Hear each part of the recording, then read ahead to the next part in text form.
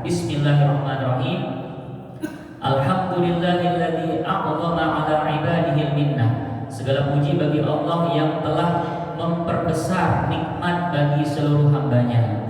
Lamma dafa'a 'anhum kaida syaitani wa fannah. Di antara bentuk nikmat Allah Subhanahu wa taala yang besar bagi hamba-hambanya adalah dengan menolak tipu daya syaitan, dan syaitan itu selalu berusaha menipu daya manusia dengan berbagai seni, berbagai strategi. Itu arti fun, ya. Gagal dengan satu strategi, dicoba dengan strategi yang lain. Ketika ada seorang hamba Allah Subhanahu wa taala yang sudah berkomitmen misalnya untuk mendekatkan diri kepada Allah Subhanahu wa taala, kadang-kadang ada yang digoda dengan harta. Tapi kebal, ya. Misalnya berbagai macam cara, misalnya gimana caranya dijebak agar korupsi atau macam-macam. Tapi dia kebal mungkin dengan harta, dicoba dengan cara lain, dengan cara menjebak dengan wanita misalnya. Nah, akhirnya kadang-kadang kalau kita kurang kuat, ya, itu bisa terjebak karena gagal dengan satu cara. Ketika dicoba dengan cara lain itu bisa kita terjebak. Tetapi bagi hamba yang sudah diberikan nikmat atau penjagaan oleh Allah SWT, bagaimanapun kesenian atau kelicikan atau tipu daya syaitan menggoda, itu hamba tersebut tidak akan tergoyahkan. Waradda amalahu wa khayyaba zannah, dan memupuskan harapan syaitan itu. Mungkin syaitan itu mengatakan, oh, hamba seperti ini tuh gampang saya rayu, gampang saya goda, gampang saya jebak. Nah, tetapi dengan nikmat Allah SWT, Allah SWT memupuskan harapan setan itu untuk bisa iblis menggoda kita. Dengan apa? Di antaranya cara Allah SWT memelihara hambanya itu, yaitu dengan irja'ala sawma hisnan li awliyaihi wa junnah. Nah, yaitu dengan hamba yang rajin berpuasa. Nah, jadi puasa itulah menjadi salah satu benteng, ya, bagi aulia Allah, menjadi benteng, menjadi perisai sehingga tidak mudah dijatuhkan oleh setan. Jadi karena mereka apa? Karena mereka menjalankan puasa itu dengan mengetahui asrarnya, mengetahui rahasia-rahasianya. Nanti akan datang bahwa di dalam berpuasa itu Imam Al-Ghazali membagi puasa itu menjadi 3, ya. Ada saumul umum, ada saumul khusus, ada saum khususil khusus. Jadi puasa orang awam. Nah, mungkin puasa yang kita jalani itu adalah puasa yang dijalani sebagaimana orang awam. Tetapi auliaullah itu adalah menjalani puasa kelas yang berbeda, yaitu puasa khawas, ya.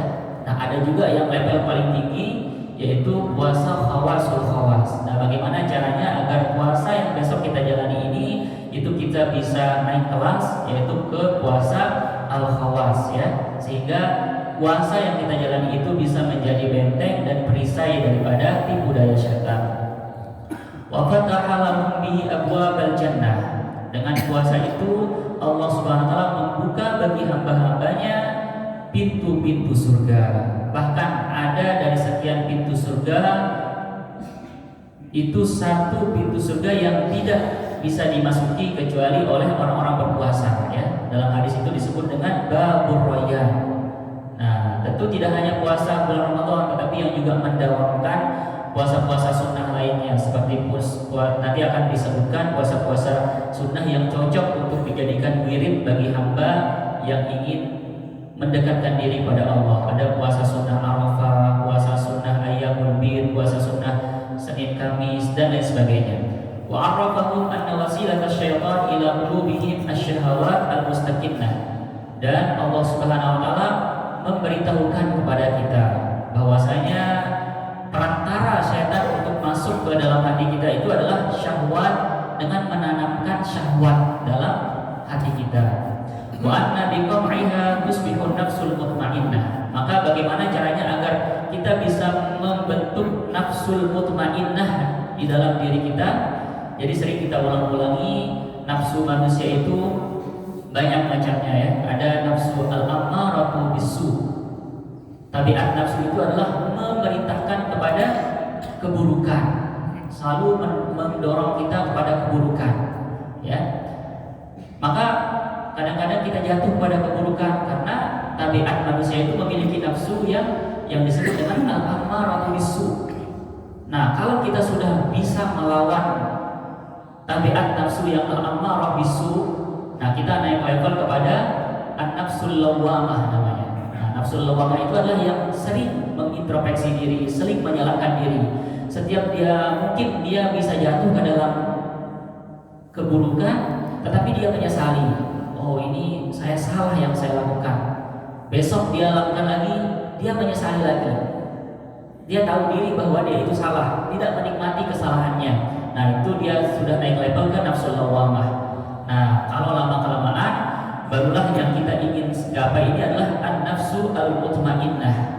Bagaimana nafsu yang nanti akan ketika kita meninggal, kita akan dipanggil oleh Allah Subhanahu wa taala dengan apa?